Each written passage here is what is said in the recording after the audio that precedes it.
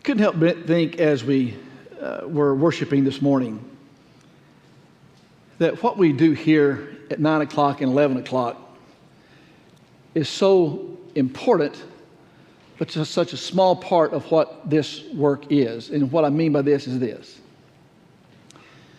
Joe and Breck, James, Terry, Rick, and Mike are still shepherding. The men we have as deacons are still doing their job. Assignments are being made, ushering and greeting is taking place, Bible classes are being watched, the treasury is being overseen, group meetings are still taking place. All those things are still taking place. We haven't shut down. We haven't shut our doors. The building is still being maintained. Everything is still going in this work. And so while we have this parenthesis of time, we need to remember that while what we do here when we assemble is vitally important, and everything I just mentioned builds to that, all those things that build to what we do when we come together at 9 o'clock and 11 o'clock are still going on the same as they were before we were shut down last March. Those things haven't changed. And I think we need to rejoice in that. We need to rejoice that we have shepherds that still watch for our souls, that we have deacons and group leaders who are still serving us in their assigned capacities. And we still have saints who are assembling together. And some are still joining us by virtue of stream. The Lord's work has not stopped. The Lord's work is continuing. And I think we need to remember that. And especially as the infections or the cases and positives, whatever you want to say about them, seem to increase among people that we know. I appreciate what Jason said. We still know the Lord's in control. There was a song years ago in my youth said, "Put your hand in the hand of the man who stills the water." I'd say put your hand in the hand of God who controls it all. And I tell you, it's at times like this, not normal times, but times like this, we understand the real power, the real importance of putting our hand in the hand of God. And if these times don't remind us of the importance of that, I don't know what it's going to take to remind us. These are things in our lives, and yes, they touch us. But we're serving a God who controls everything. And we may wonder, okay, if he's controlling everything, then why just go on? Well, if you give me 5 years, I'll tell you. Right now, I'm not sure. I have my own think-sos about it, but that doesn't really matter. All I know is we're still serving God. We're still worshiping him. And his work, not only here at Campbell Road, but other local churches are still assembling, and their work is taking place too. And I think that deserves a great hallelujah, amen, because that's a marvelous, marvelous thing. So good to see you. So good to have you streaming with us as well. And so let's get about what we've come to do this morning. If you'd like to turn to Romans chapter 12. Romans chapter 12. I just want to read one passage, and then we're going to talk about some things from this passage this morning. Romans chapter 12 and verse 10 says, "Be kindly affectioned to one another with brotherly love, in honor, giving preference to one another." We'll stop there. First of all, I want to notice the place this occurs in this book. You're familiar with the book of Romans, and you're familiar with the divisions of the book. You're familiar that the first 11 chapters have to do with God establishing what he has done to establish the scheme of redemption, or the means by which man is going to be saved. You see that in chapter 16 of verse 1. "I'm not ashamed of the gospel of Christ, for it's the power of God to salvation to everyone who believes." To everyone who believes. Therein is revealed the righteousness of God. That is, the means by which God is going to enable man to be made righteous. He then spends 11 chapters developing how God has gone about making the opportunity for man to be righteous. He then comes to chapter 12, and you see the break in the book. That is what we would call the practical side. You might say the first 11 chapters are God's side, and you might say the last few chapters, 12 through 16, are God's side. Man's side. So now we come to chapter 12, and it's the first part of man's side. And in this, he begins talking about how our bodies have been transformed to the service of God. And he's going to talk about being members of one another. We'll come back to that in just a moment.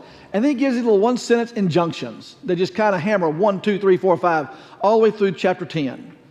Then he comes to chapter 13 and talks about our submission to those who are in powers of authority.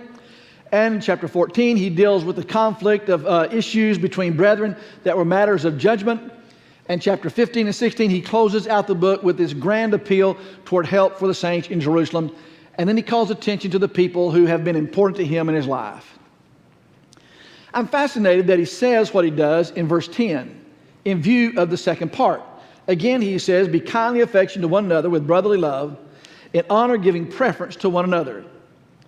Could that have been an introduction into also 13 and 14? Could that have been an introduction to our role with regard to submitting to those who are in authority, as well as our role in how we function with one another over matters of judgment, like in Romans chapter 14, meat or no meat? He says, if we'll do this, be kindly affectioned to one another, and be devoted to each other in giving honor and preference to each other, then what we'll do is we'll not have problems in those areas. So I see that kind of as an introduction to what he's going to say in 13 and 14, and then the last part of 15 about the collection for the saints in Jerusalem. If they really have that kind of brotherly love for their brother that's in need in Jerusalem, they're not going to have a problem collecting that, and they're not going to have a problem praying for Paul, and Paul's not going to have a problem when he comes to Rome to preach the gospel. It's going to be received with open hands. So I see verse 10 as kind of a pivotal passage in this whole thing. But what he's talking about here is he's talking about something related to family. He says, be kindly affectioned. Maybe your translation says, be devoted to one another. A kindly affection is the New King James. Others may say devoted to one another. What he's talking about here is he's talking about family love. He's talking about the family of God. And he says then, be devoted to one another, or be kindly affectioned toward one another. He's talking about family. It does not require great powers of observation, nor is it a profound statement to make, that every one of us have come from and are part of a family. What that means then is we can all identify with what he's going to tell us here. And while there are certain things that have changed through generations, from my father's generation to my generation to my children's generation, while there are certain things that have changed, man is basically still man, and man's needs are still basically the same. For those of you who are older and who would have lived in the part of my father's generation that grew up in the Great Depression, you know poignantly, you know firsthand, nobody has to tell you about this, you know poignantly what it was to do without. You know what it meant, again, to put your hand in the hand of God, because if you had a bowl of beans one night, that was a gourmet meal. If you happened to get a little milk from the cow to top it off, that was really kind of a 5-star restaurant sort of meal for you. We don't worry about that. My generation's never worried about that. I never had to worry about, when I was a kid, my dad being a gospel preacher with 4 children, at times having to do side work to support the family because the support was not adequate enough. But we always had food on the table. I can only remember one thing in my life I ever asked for that I didn't get. And I realized years later why I did not get that. I wanted, when I was a teenager, in the worst way, a motorcycle. And after I got a little bit older, I realized why my dad never let me have one. It's because he was not ready to also purchase a coffin with it, because I would have killed myself on it. I was accident prone. It would not have been a matter, if I had an accident, it was a matter of when I was going to have the accident. So I'm saying that myself and my siblings, we didn't do without much. There was a strong sense of family. I never had to worry about, with regard to, is my family, my nuclear family, going to be disintegrated by sin? Never had to worry about that. Mom and Dad weren't perfect, but I'll tell you what they did do. They did instill in us a love and reverence for God and modeled for us how to serve Him in our lives.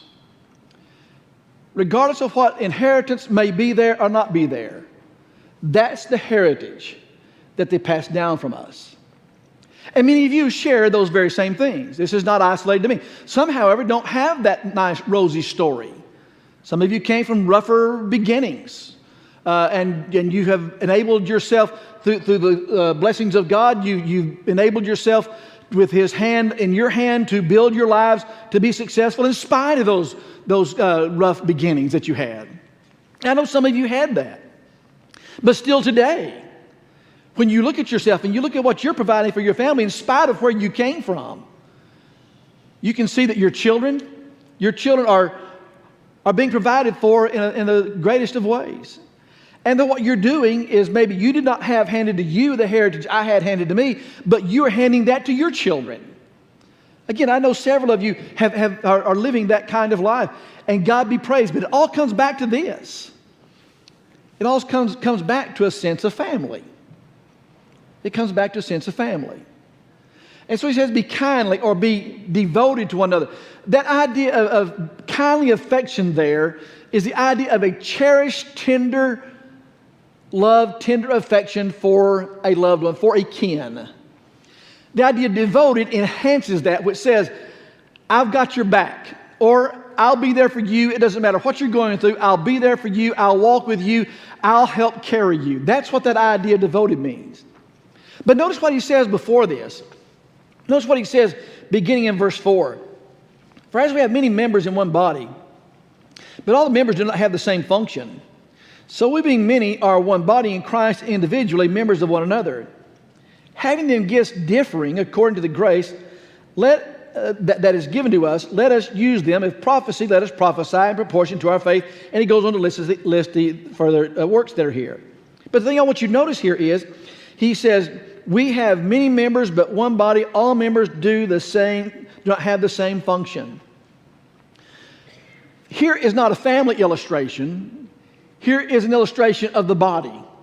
And so he's got two illustrations going here parallel with one another, running parallel for different reasons. The idea of the body is that to show what is the function of our relationship together. And we get that, don't we? Really, while we say they're vestigial organs, there really is no vestigial organ. We need every organ that we're born with, that God gave us. The point is we can live without a gallbladder, and there are a few other things, appendix, we can do that. But really, they have an importance. They play an important part. Maybe those things we don't see as quite as important because we can live without them, but a hand or a foot, an eye or an ear, we see the importance of that. But here in the family illustration, he's trying to get us to see this is how we function. That's the physical thing. We see that physically.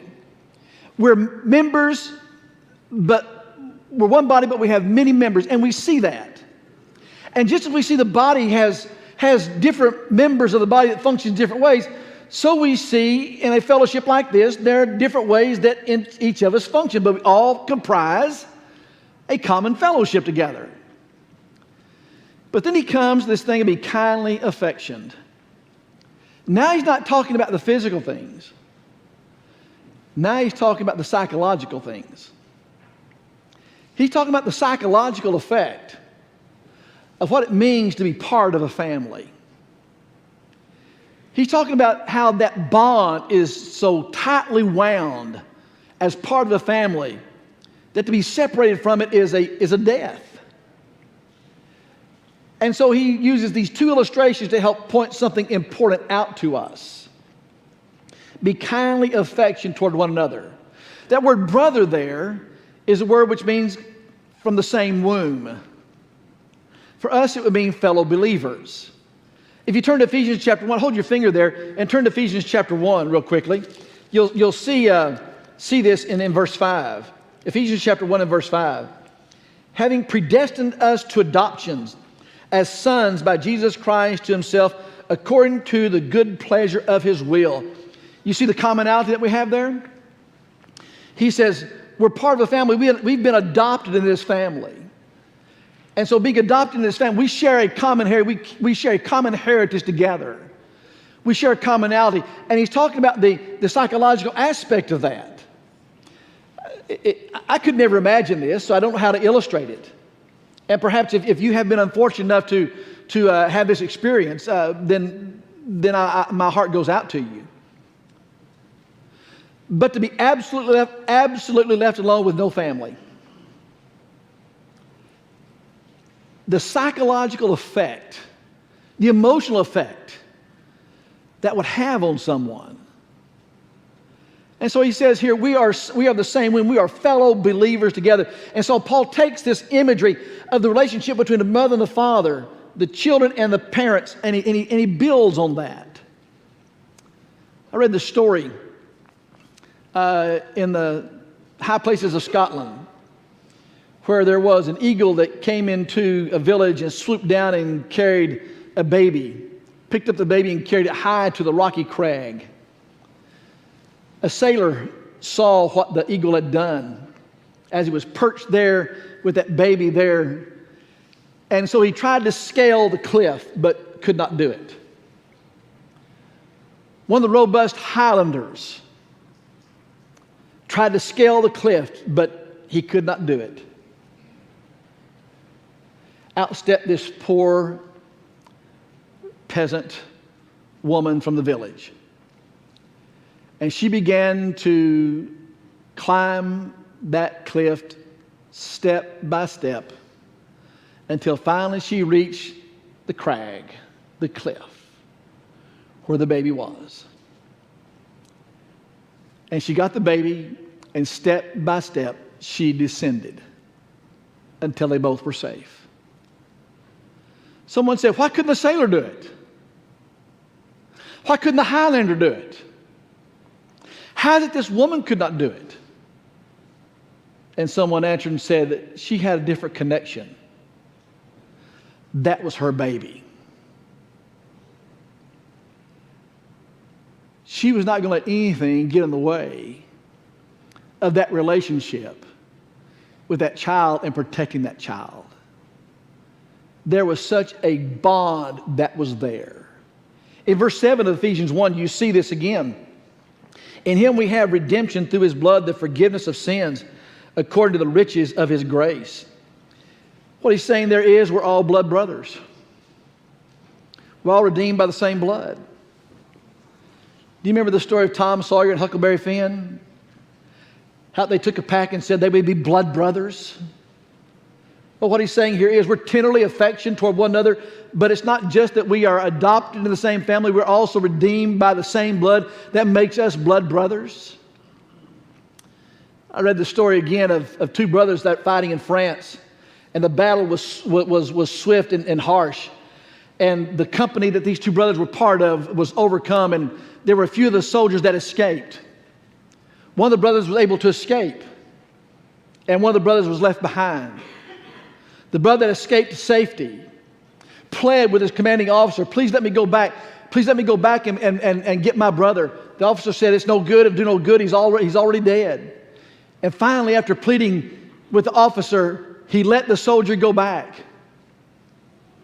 And the soldier goes back and finds his brother and picks his brother up. But before he picks his brother up, he said, Tom, I knew you would come.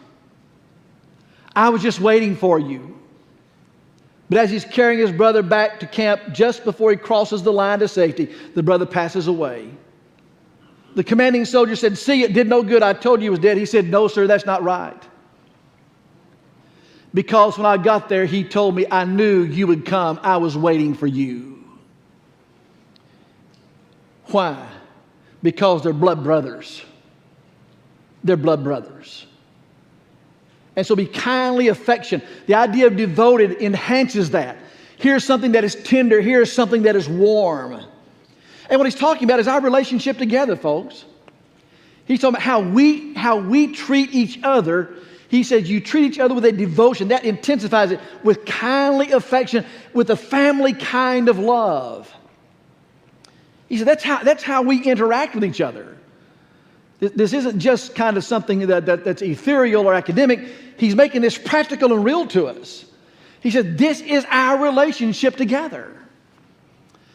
But then secondly, back to Romans chapter 12, he will give the second part of this, and he will say, in honor giving preference to one another.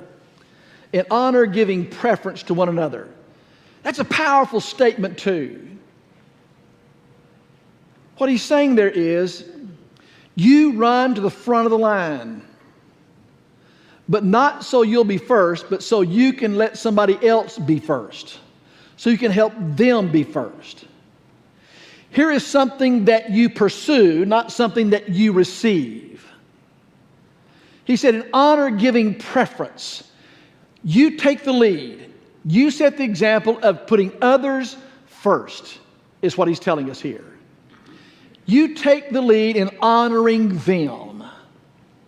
Again, I read the story of an elderly man who was living with his son, his daughter-in-law, and their young little 4-year-old.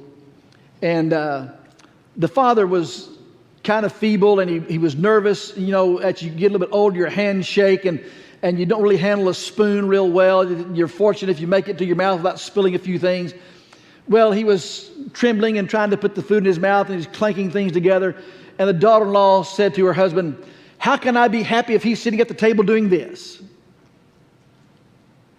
So they took him and they sat him in a corner, and they gave him a wooden spoon with a bowl. And sure enough, he dropped the bowl. The daughter-in-law and the son said, well, if you're going to eat like a pig, we're going to feed you out of a trough like a pig. And so they set the old man in the corner, eating out of that trough like a pig. A little while, the little 4-year-old was over here working on something. They said, son, what are you working on? He said, well, I'm working on a trough so I can feed you and mother out of it when you get old. Honor. Honor. Respect. Respect. He said, you take the lead in giving respect to others. That's what he's saying. And that's exactly what Christ did. Look in John chapter 13 with me. John chapter 13. John chapter 13. Look at what he will say in verses 14, 15, and 16. He said, if then I, your Lord and teacher, have washed your feet, you ought also to wash one another's feet. For I've given you an example that you should do as I have done to you. Most assuredly I say to you, a servant is not greater than his master, nor is he who sent greater than those who sent him. If you know these things, blessed are you if you do them. Do you see what he says in verse 14? I have washed your feet, you also ought to wash another's feet. What did Jesus do? In honor, giving preference to one another. He gave them respect. He gave them a place of dignity, even though they didn't deserve that. He stepped out first to wash their feet. And then said, you do that with one another. In Matthew chapter 23,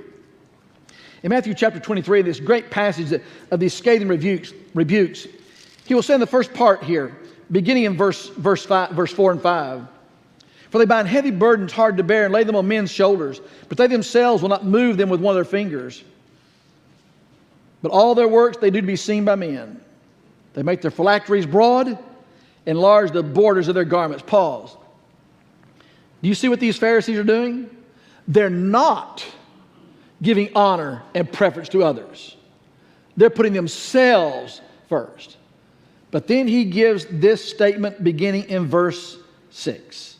They love the best places at the feasts, the best seats in the synagogues, greetings in the marketplace, and to be called by men rabbi. But do not be called rabbi, for one is your teacher, the Christ, and you're all brethren. Do not call anyone on earth father, for one is your Father who is in heaven. Then he says, verse 11, but he who is greatest among you shall be servant. Whoever exalts himself will be humbled. He who humbles himself shall be exalted. Woe to those who shut the kingdom from others. What were the Pharisees doing? They weren't doing Romans 12 and verse 10. They're doing the very opposite of it.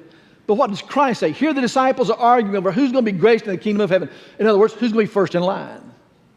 Who's going to be recognized as the first? Who's going to be recognized as the one deserving the greatest honor? And he says the one deserving the greatest honor is the one who is in honor, gives preference to another. The one who gives the respect and the dignity to others that they deserve. He said those are the ones that are going to be first. That's not what the Pharisees were doing. In Philippians chapter 2,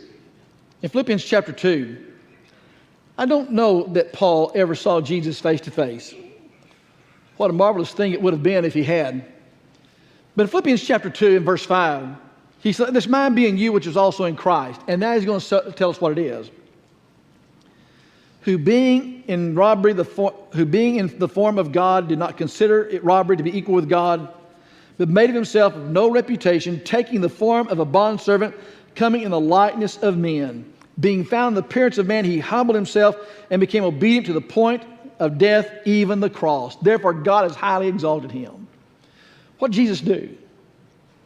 He came and he, in honor, gave preference to others in the most selfless, humble way. And that's why Paul will say what he does, backing up to chapter 2, verses 2, 3, and 4. "Fulfill my joy by being like-minded, having the same love, being of one accord, of one mind. Let nothing be done through selfish ambition or conceit, but in lowliness of mind let each esteem others better than himself." For you look out for the interest of others. In other words, you look out for the interest of others, you put others in honor, giving preference to them first. You take the lead in giving them the lead. That's what Christ did. And he says, and if you humble yourself, you'll be exalted. Now our exaltation will not be his exaltation. Will not be as great as his. But he said, I will exalt you. You see, when you put these two things together, the kindly affection and the honor, they really match together.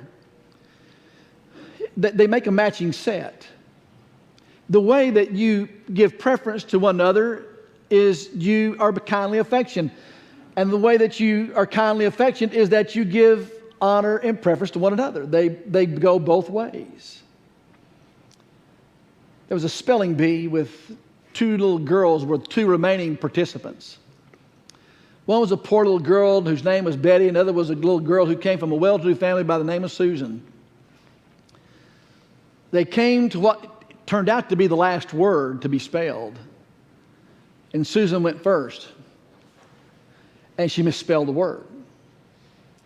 Betty spelled the word, and she won the Bible. That was the prize.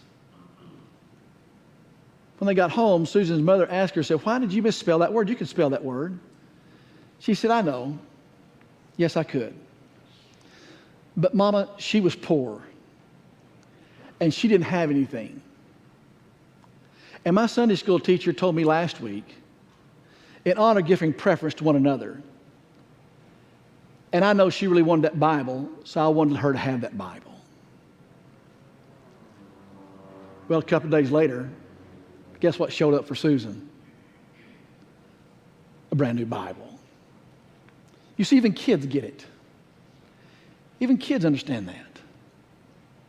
And if children can understand that here you've got someone that is impoverished, but yet you have some sort of means, and you step aside to give that person what they dearly want. If children can get that, can we get it? Can we get it? What would happen if you had in a local church people who were devoted to one another in brotherly love and took the lead in giving each other the place of honor? What would happen if each one of us did that? In brotherly love, giving preference to one another.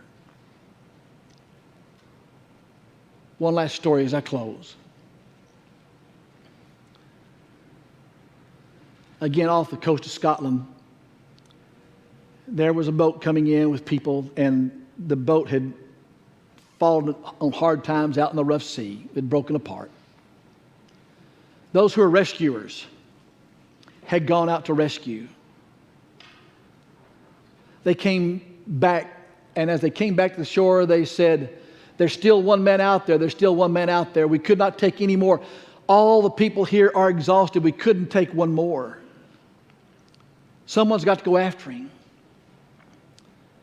And so this one man with others stood up and said, "We'll go." The mother of this one man said, "No, please don't go. Please don't go. You know, last year I lost your father. And just earlier this year I lost your brother. I don't want to lose you. Please don't go." He told his mother, "I have to go. I'll always doubt myself. I'll always wonder, could I have done it? I have to go." Finally, they were gone. for several hours. And as they came back over the torrential sea, the whales just dipping deep and dark, word came out. Tell the people we found the man. And tell my mother I found my brother. We can find each other to be kindly affectionate, giving honor to one another if we'll be searching. It doesn't come automatically. It comes because we pursue it. My exhortation to each one of us this morning, pursue being devoted to one another and in honor giving preference to each other. That's the key to appropriating what God has done for us. And if He's done the greatest thing for us, what is that for us to do to each other? Thank you for listening this morning. Thank you for being with us if you're streaming. If you're not a Christian this morning, and you have come to the place in your heart and mind where you know you need to be because you're lost, then certainly we want to invite you to do that this morning. Believing Christ is the Son of God, repenting of sins, confessing the Lord before all, and being baptized for remission of your sins, to become part of the family of God. The first stand we'll take, the first step we'll take of putting our hand in the hand of the man is to put our hand in His hand and let Him save us. Please, if we can help, you come while we stand and while we sing.